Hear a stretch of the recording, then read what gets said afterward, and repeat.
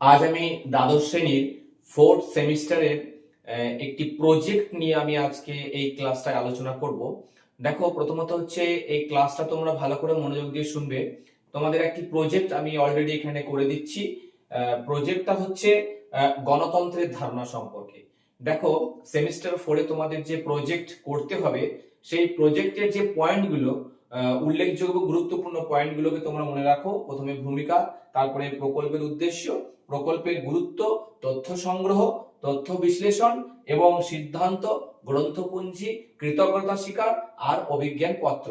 এবং এখানে একটি জিনিস তোমাদের মাথায় রাখতে হবে, ভূমিকার আগে সূচিপত্রটা এবং ফ্রন্ট পেজটা তোমাদের অবশ্যই দিতে হবে। আমি এই ভিডিওতে তোমাদের পুরো একেবারে শুরু থেকে শেষ পর্যন্ত, মানে ভূমিকা থেকে নিয়ে একেবারে অভিজ্ঞান পত্র পর্যন্ত এই অবধি তোমাদের কিন্তু আমি এই ভিডিওতে পুরো প্রজেক্ট আমি তৈরি করে, অর্থাৎ রেডি করে তোমাদের আমি ডেসক্রিপশন বক্সে পিডিএফ এর আকারে আমি দিয়ে দিয়েছি। তোমরা এই পিডিএফটাকে তোমরা ওপেন করে তোমরা সেটাকে তোমরা দেখতে পারো এবং প্রয়োজনে তোমরা এটাকে প্রিন্ট আউট বের করতে পারো। কিন্তু এটা তোমরা হাতেই করবে, অর্থাৎ প্রজেক্টটা যখন তোমরা করবে তৈরি, সেটা কিন্তু তোমরা হাতে লিখবে। তো যাই হোক, তোমাদের সুবিধার জন্য কিন্তু আমি একটি প্রজেক্ট, গণতন্ত্রের ধারণা সম্পর্কে যে প্রজেক্টটি, সেটা আমি অলরেডি কিন্তু এই পিডিএফ এর মধ্যে আমি কিন্তু পুরো ডিটেলস আমি আলোচনা করে দিয়েছি। তোমরা ওটা দেখতে পারো। আজকে এই অবধি।